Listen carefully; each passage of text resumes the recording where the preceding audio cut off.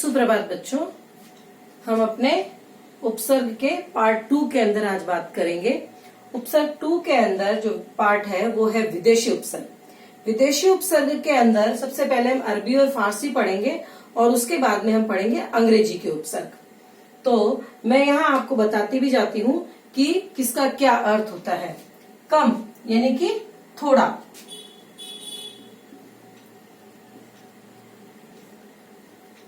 खुश का मतलब प्रसन्न होना। इसके बाद ना का मतलब नहीं, गैर का मतलब दूसरा, दर का मतलब कम, गैर का मतलब मैं, और इन सब से हम शब्द बनाते हैं।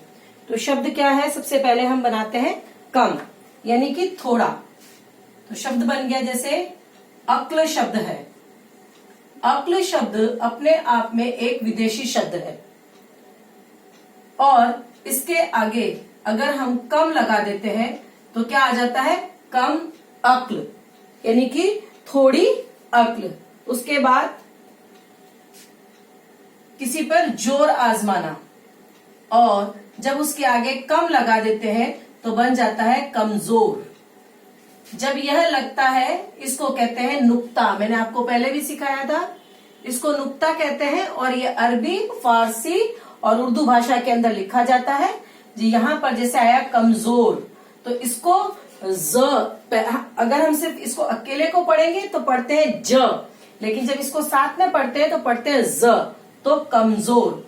तो कम का मतलब क्या हुआ? थोड़ा, यानी कि जिसके पास जोर नहीं है वो कमजोर है, अक्ल नहीं है इसका मतलब होगा कम, उसके पास बुद्धि कम है। बुद्धि शब्द क्या हो गया?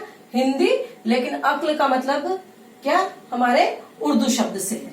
उसके बाद है खुश होना। तो जैसे शब्द हो गया खुशकिस्मत।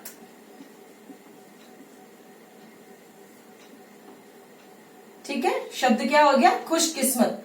किस्मत के आगे हमने क्या लगा दिया? खुश लगा दिया, इसलिए वह खुशकिस्मत।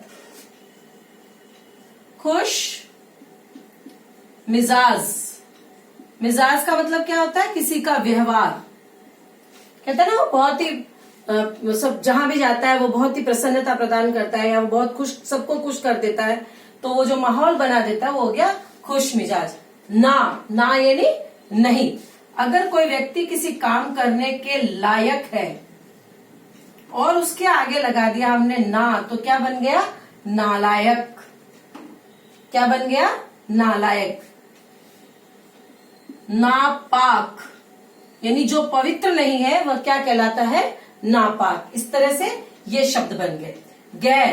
गैर यानी जैसे गैर का मतलब होता है किसी चीज का अभाव होना, यानी कि कमी होना। या मैं आपको वापस इसका दूसरे तरीके से समझा देती हूँ, यानी कि कमी होना किसी चीज की। तो अगर हम किसी को जिम्मेदारी देते हैं, जिम्मेदारी शब्द यहां आ गया, जिम्मेदारी नहीं जिम्मेदारी, और उसके आगे हमने लगा दिया गैर, तो क्या हो गया? गैर जिम्मेदार। किसी व्यक्ति के लिए जो अपनी जिम्मेदारी पूरी नहीं करता वह क्या कहलाता है? गैर जिम्मेदार। उसके अलावा जैसे कोई सरकारी काम है और कोई प्राइवेट काम होता है, सरकारी शब्द अपने आप में उर्दू शब्द है, अगर इसके आगे लगा दिया गैर तो क्या बन गया वह? गैर सरकारी। दर का मतलब होता है मैं। दर का मतलब क्या होता है? मैं। जैसे कि दरअसल,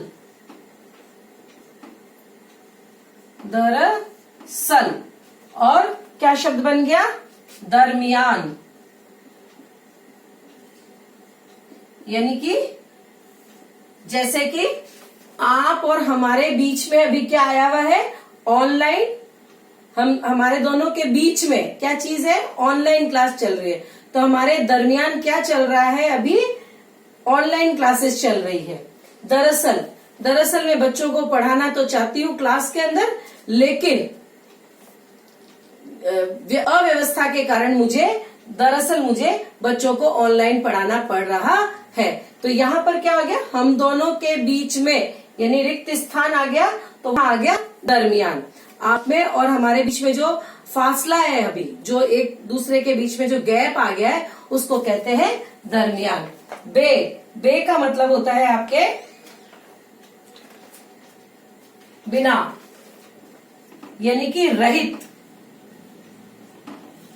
बे का मतलब क्या होता है, बिना यानी रहित, यानी कि अगर किसी कोई परवाह कर रहा है, यानी कि किसी की ध्यान रखना, परवाह करना, और उसके आगे लगा दिया बेपरवाह, यानी कि किसी की कोई परवाह ही नहीं करे, वो क्या कहलाता है, बेपरवाह। और नकाब का मतलब क्या होता है, घूंघट, हमारे पर्दा जिसको बोलते हैं, हमारे हिंदी के अंदर घूंघट बोलते हैं। पर्दा शब्द और नकाब शब्द दोनों ही उर्दू के शब्द है। और अगर उसके आगे लगा दिया जाए बे, यानी क्या हो जाएगा, बेनकाब। तो इस तरह से बहुत सारे शब्द है, बाकी के मैं आप लोगों को एक्स्ट्रा शब्द भी बताऊंगी कि किस प्रकार से आपके शब्दों का जाल आता है इसके अंदर, और किस तरह से शब्द बनाए जाते हैं। एक बार वापस समझा देती हूँ, देख लीजिए आप लोग। कम यानी कम अक्ल, खुश किस्मत, नालायक, गैर जिम्मेदार, दरअसल, बेपरवाह। तो ये क्या हुआ, ये इस बात को साबित करता है कि जो ये वाले जो शब्द होते हैं, ये वाले शब्द, ये क्या कहलाते हैं, इनका कोई, ऐसे देखा जाए तो इनका कोई अर्थ नहीं होता है। ये अपने आप में कोई पूर्ण शब्द नहीं है, अपूर्ण शब्द है। अब इनको हम क्या करते हैं, शब्द का एक अंश है, इसीलिए मैंने स्टार्टिंग में आपको कहा था शब्दांश। लेकिन ये जैसे ही आगे लग जाता है, क्या बन जाता है, वह एक नया शब्द बन जाता है। अक्ल से क्या बन गया, कम अक्ल, जोर से कमजोर। तो इस प्रकार से शब्द का परिवर्तन हो गया। जैसे ही ये आगे, इस शब्द के आगे ये लगा, इसका परिवर्तन हो गया। दरअसल इसका परिवर्तन हो गया। बेपरवाह, परवाह के आगे बे लग गया, बेनकाब। इस प्रकार से आपको यह समझ आया होगा कि किस प्रकार से शब्दों को परिवर्तन करके लिखा जाता है। यानी आगे अगर कोई शब्द लग जाता है तो शब्द पूरी तरह से परिवर्तन में आ जाता है, और वही परिवर्तन क्या कहलाता है, उपसर्ग कहलाता है।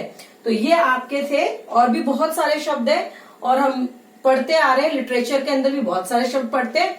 तो ये आपके था अरबी और फारसी वाले शब्द। अब हम पढ़ेंगे अंग्रेजी वाले शब्द।